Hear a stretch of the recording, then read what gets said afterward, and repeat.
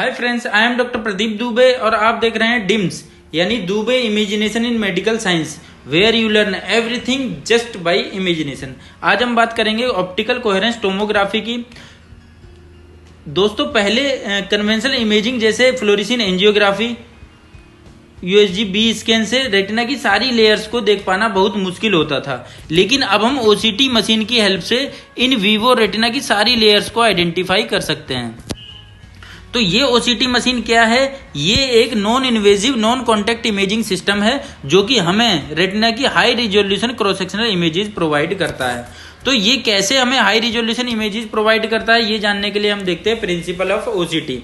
इसमें होता क्या है, लाइट सोर्स से 820 नैनोमीटर की near infrared light beam splitter पे फॉल करती है। ये बीम स्प्लिटर इस इंसिडेंट लाइट को दो बीम में स्प्लिट कर देता है। एक को हम बोलते हैं प्रोब बीम जो कि रेटिना की डिफरेंट लेयर्स पे फॉल करेगी, और दूसरी को हम बोलते हैं रेफरेंस बीम जो कि रेफरेंस मिरर पे फॉल करेगी।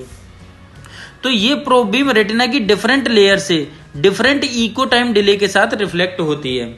तो ओसीटी इन्हीं रिफ्लेक्टेड बीम्स को रिफ्लेक्टेड रेफरेंस बीम के साथ कंपेयर करता है और उनमें इंटरफेरेंस क्रिएट करता है।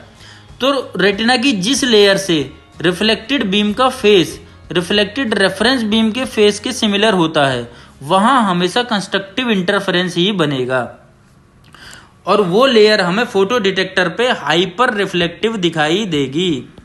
और रेटिना की जिस लेयर से रिफ्लेक्टेड बीम का फेस रिफ्लेक्टेड रेफरेंस बीम के फेस के अपोजिट होता है, वहां हमेशा डिस्ट्रक्टिव इंटरफेरेंस ही बनेगा, और वो लेयर हमें फोटो डिटेक्टर पे हाइपो रिफ्लेक्टिव दिखाई देगी।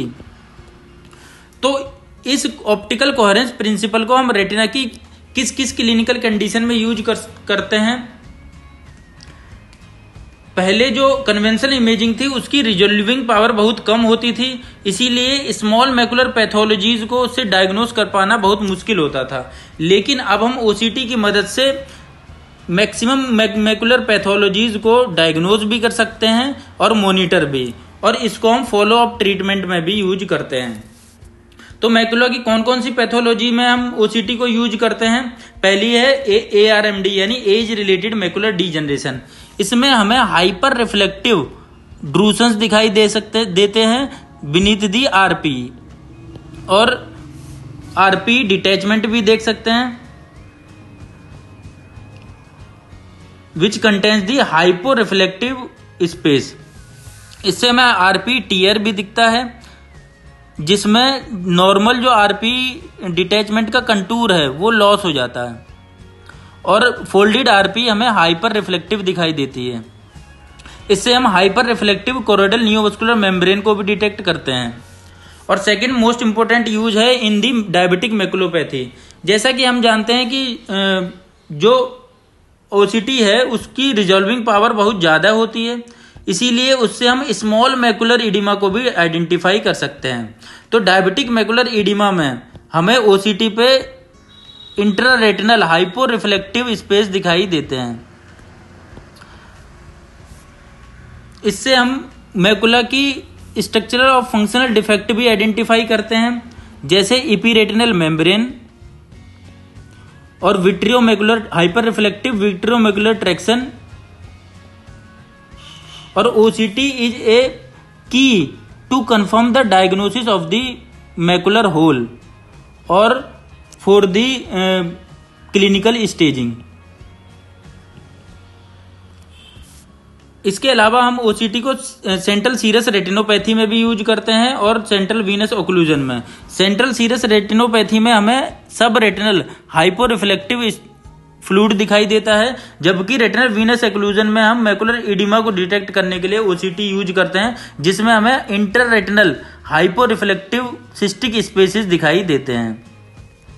And OCT is a good tool to differentiate between RD and retinoschisis. RD में हमें ओसीटी पे स्प्लिट दिखाई देता है न्यूरोसेंसरी रेटिना और आरपी के बीच में, जबकि रेटिनोसाइसिस में हमें स्प्लिट दिखता है in the maximum in the outer plexiform layer. Retinal detachment में जो रेटिनल लेयर है वो हमें कॉन्वेक्स अंडुलेटेड अपीयरेंस की दिखाई देती है विद मोबिलिटी, जबकि रेटिनोसाइसिस में हमें retina convex, smooth, thin, immobile दिखाई देगी। इसके अलावा हम ओसीटी को वेरियस मैकुलर डिस्ट्रॉफीज में भी यूज करते हैं। For example Stargardt disease and best vitelliform dystrophy.